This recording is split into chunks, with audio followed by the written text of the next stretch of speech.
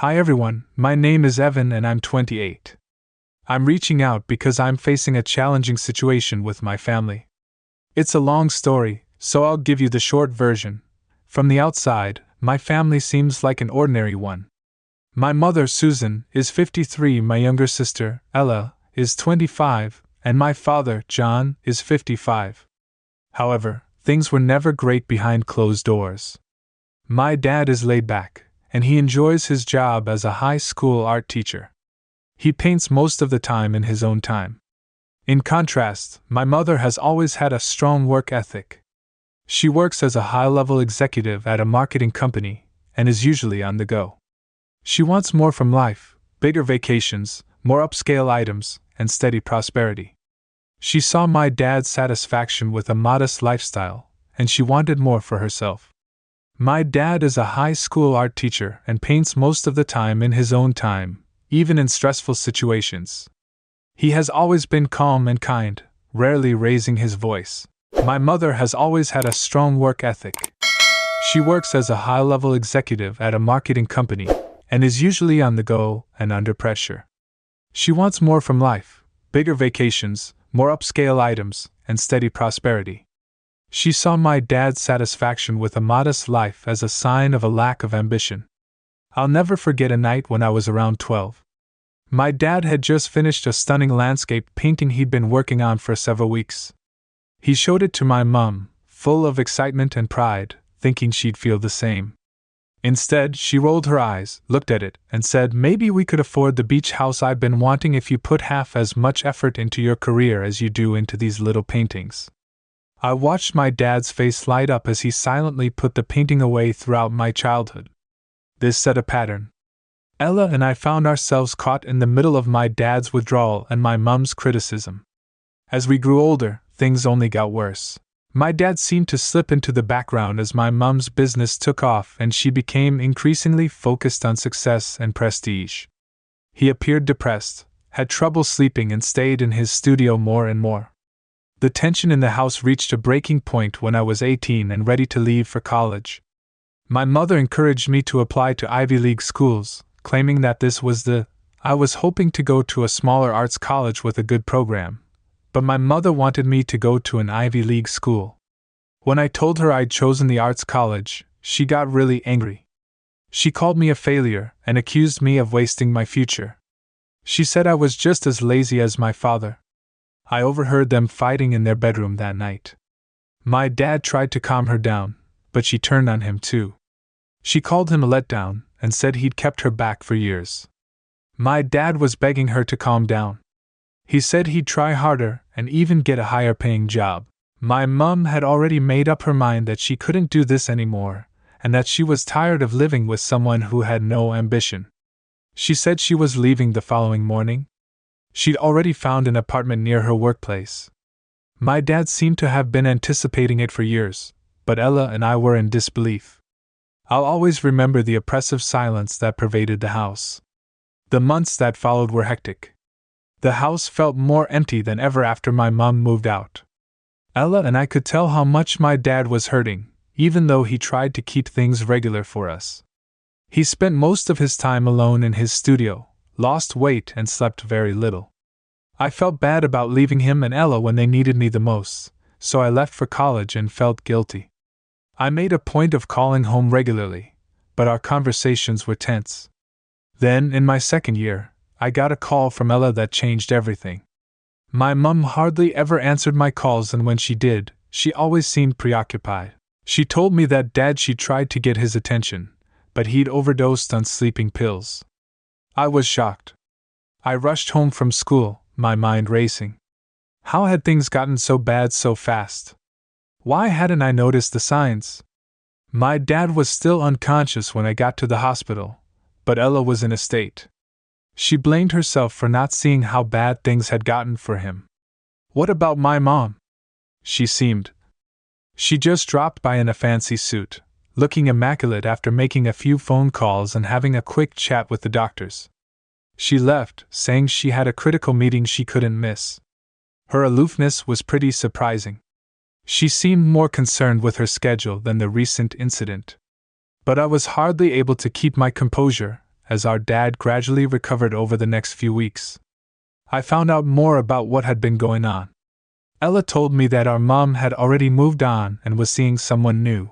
The worker even presented him to Ella, thinking she'd be pleased for her, but Ella was furious, thinking our mother was trying to replace our whole family. I took a leave of absence from school to help with my dad's care after he left the hospital. Every little step he took felt like a huge achievement. It was a victory for him, as he was emotionally and physically vulnerable. He began going to a therapist, which seemed to help, but his recuperation was excruciatingly slow. My mother kept distancing herself, as if this weren't her concern. She seemed to expect us to simply accept her new life and move on. She even asked Ella to join her for dinner so they could meet her new boyfriend. Ella also asked me to join her for dinner so we could meet her new boyfriend. I refused, eager to vent to Mom. Months later, we're still dealing with the fallout from this mess.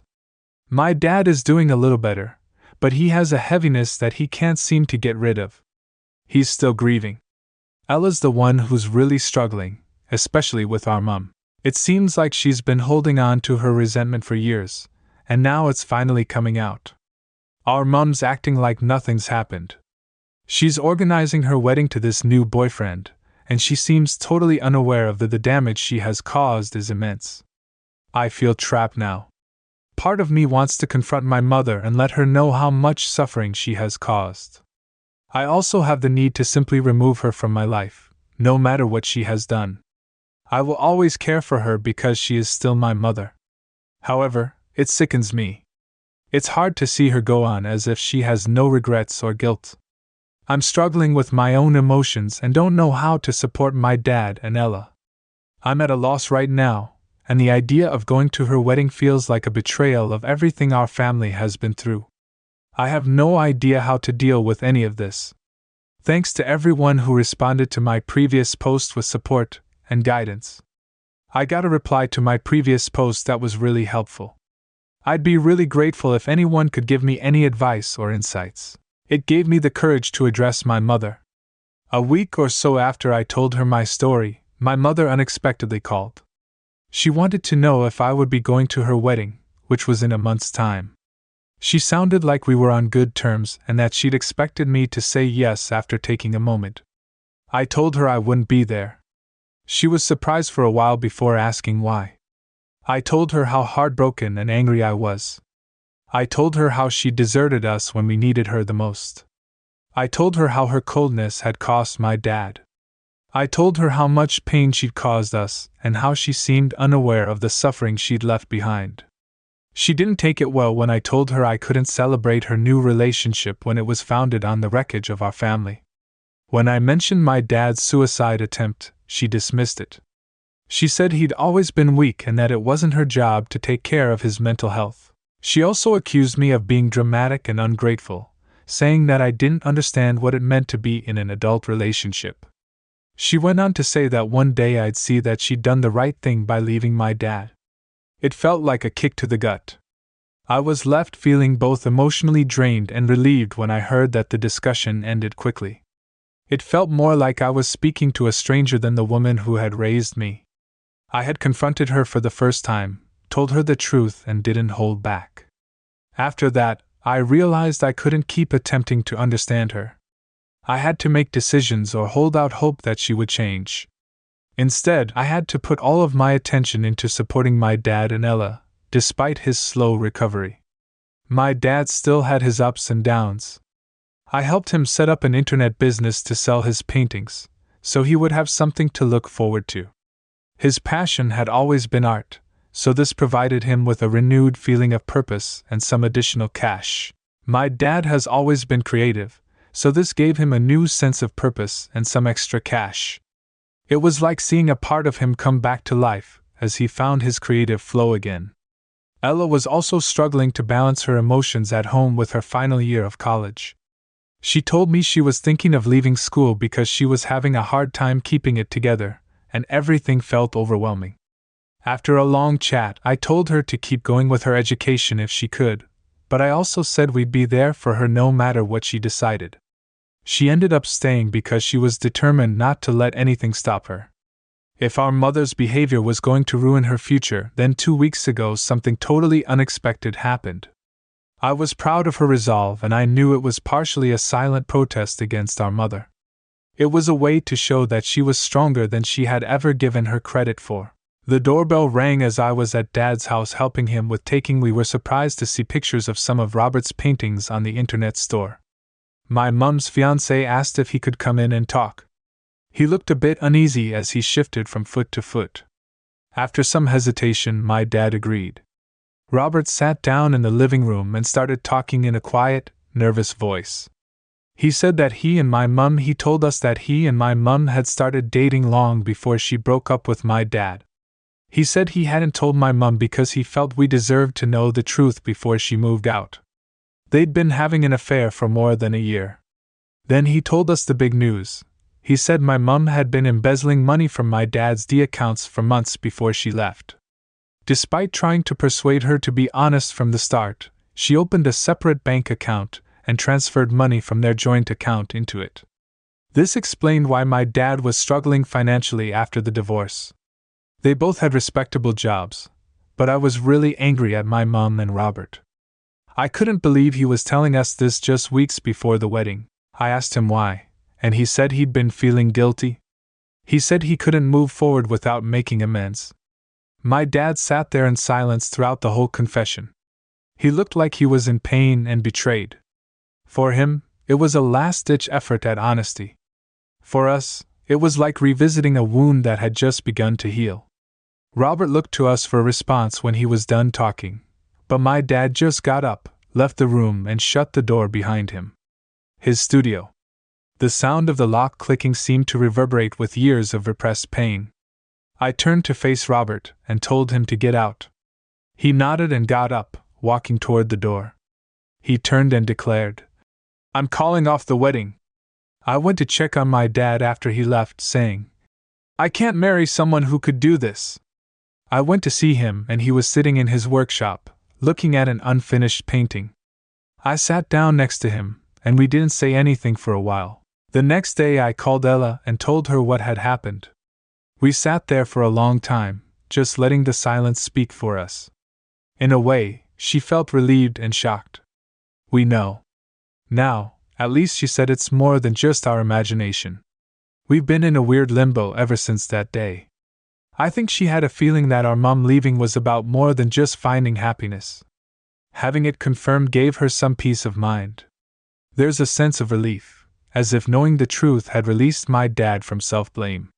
Despite his understandable hurt and anger, Ella has recommitted herself to her studies like never before. She wants to show herself and possibly our mother that she is strong and capable, and that this betrayal won't define her.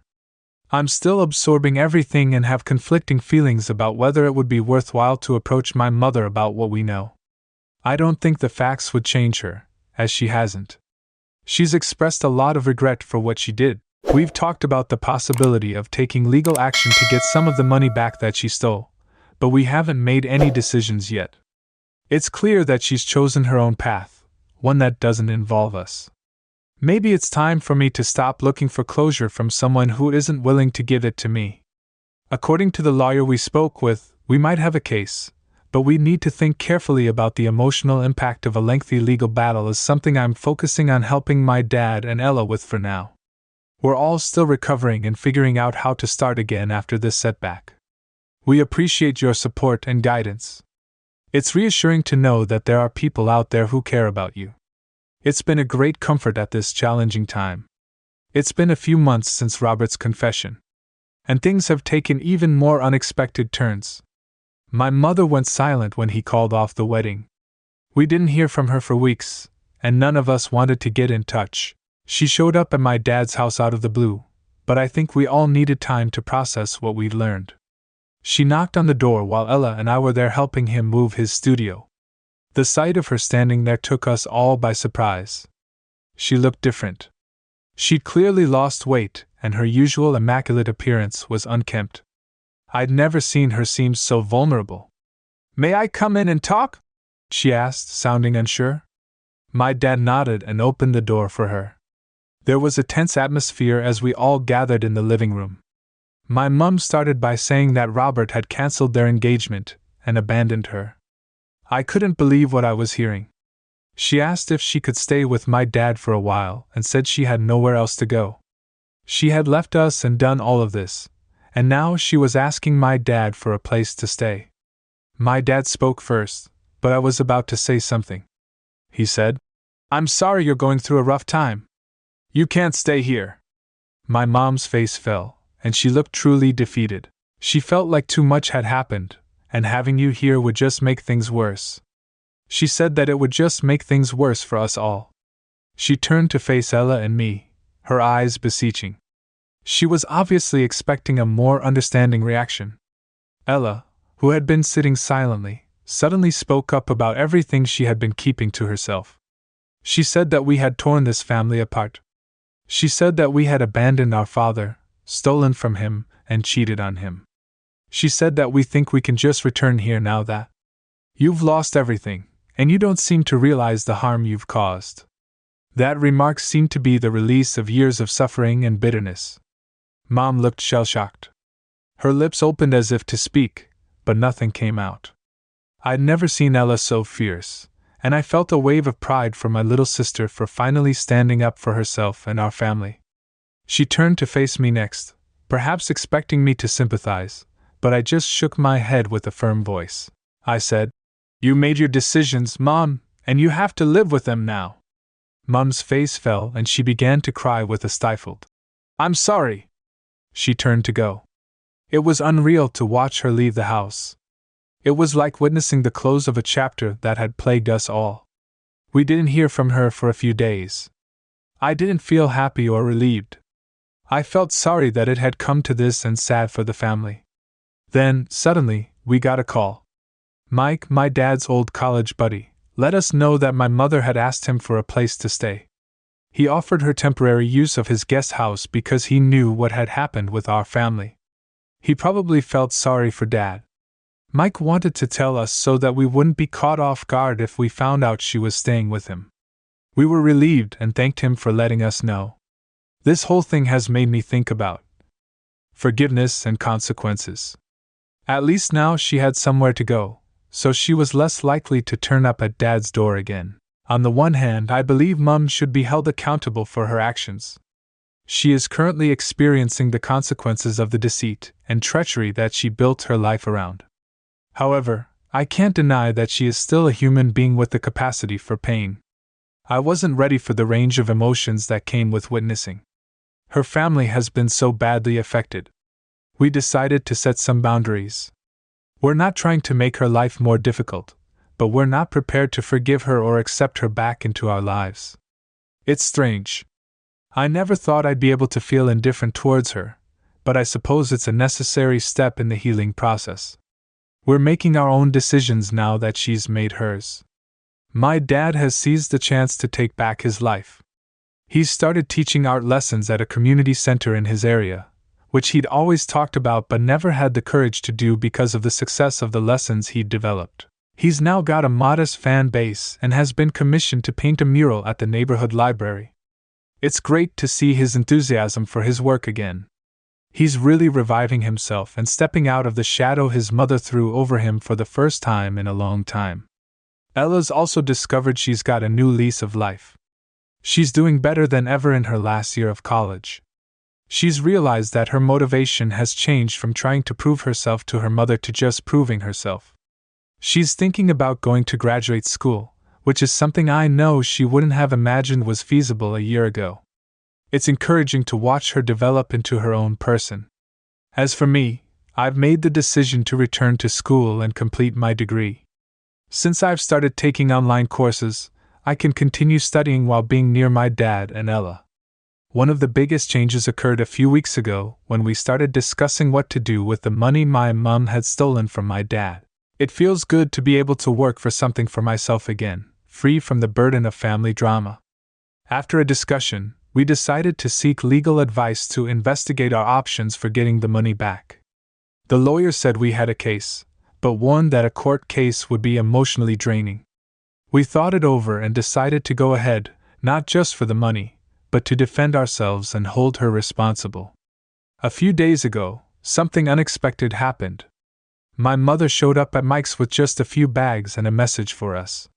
She told Mike she was leaving town to start a new life in a different state.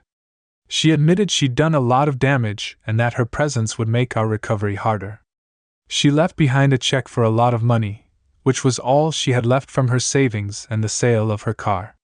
She wrote to each of us separately, saying it wasn't enough to make up for what she'd done.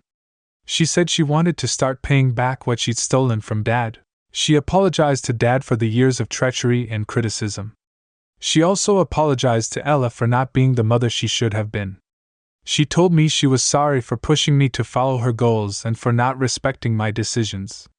We were all pretty shocked when the note ended with a she promised that she wouldn't contact us again unless we reached out to her first. Mum seemed genuinely sorry and willing to admit the hurt she had caused as a family. We met up to discuss it, and after a lot of thought, we decided that we needed more time before we ever considered contacting her. However, we agreed to accept the money as partial restitution. Dad suggested that we allocate a portion of the funds to mental health charity. We all agreed that it felt appropriate in light of everything we had experienced. The remainder would be used to pay for some of Dad's medical bills and other costs that he had been finding difficult to meet over the past year. The changes we've made have transformed our family into something completely different from what it was. Even if we've changed, it's possible that we're growing stronger for the first time. I think my dad will follow suit. Ella is planning her future and getting ready for visits from graduate school. I'm excited to start my lessons next month. I want to thank everyone who has supported me along the way while we've been navigating this storm. Your advice has been invaluable. I'm not sure what the future holds, but I'm optimistic. I'm feeling hopeful for the first time in a long time. It's been a few years since everything fell apart, and things are finally starting to feel stable. It hasn't been easy, but we're all in a better place now. The effects of what happened to our family are still felt, but they've lessened over time. The hurt no longer governs us. My dad has done really well in ways I never would have imagined possible. After the impact my mom's betrayal had on him, he followed through on his plan to lease a modest art gallery space in the heart of the city. He's been using it to display both his own and other artists' work. His classes at the community center are consistently full, and he mentors a few up-and-coming artists on the side. Since the town adores him, it's been therapeutic for us both to see him rediscover himself and return to his previous self. He was a very assured and passionate person, and it seems that he has finally returned to life. Last year, Ella graduated from college with honors, and her entire family was present at her ceremony. Given how nearly she had dropped out, it was a significant occasion for us. She is currently doing well in graduate school and approaches everything with a determination and focus that I greatly respect. She's now using her strength to build a future that suits her. I'm really proud of her because she's come a long way from the sad, angry girl she was at the beginning of this. As for me, I'm back in school and doing online courses to get my degree. It's satisfying to be working towards something completely mine once more after years of straying. I feel like I'm finally finding my own path. I'm also flexible about where I live, which means I can stay close to my dad and Ella. My mum moved to a different state after leaving us. She sent that last letter, but she hasn't contacted us since. I think she's respecting our limits, but I was expecting her to make some kind of follow-up or reconnection attempt. I sometimes wonder if she's truly changed, if she's found peace, or if I'm just trying to start over with a clean slate. I've accepted that I'll probably never know for sure. I don't need her back in my life to move on, even though I'll always worry about her. The money she returned helped Dad pay his medical bills, and we did end up donating a portion to a mental health charity, as he advised. Making a positive use of what she took has a therapeutic effect over time. I've learned to forgive, not in the sense of letting her off the hook, but in the sense of letting go of the hold she had on us. It feels like a small symbolic victory, a way to transform her wrongdoing into something that helps people in need, rather than hurting them. Forgiveness has been more about releasing ourselves from the pain and anger that once consumed us than about her. I can't forget what my mother did, but I can move on from it. I've decided not to let it control my life any longer. One of the unexpected benefits of this experience has been the intimacy that has developed between my father, Ella, and me. We've grown closer as a team, encouraging one another, sharing in victories, and helping one another through difficult times. I want anyone reading this who is going through anything similar to realize that healing isn't a straight line. Our small family feels stronger. It's been a great source of comfort through all the chaos. Some days it feels like you're starting again, but as time passes, the bad days become less frequent and the good ones more frequent. Looking back, I can see how far we've come and how we've transformed what could have broken us into something that's made us stronger. Family can hurt you in ways no one else can, but they don't get to define you unless you've let them for the first time in a long time. I'm excited to see what lies ahead. Thanks to everyone who followed this journey, gave us advice, and encouraged us from a distance.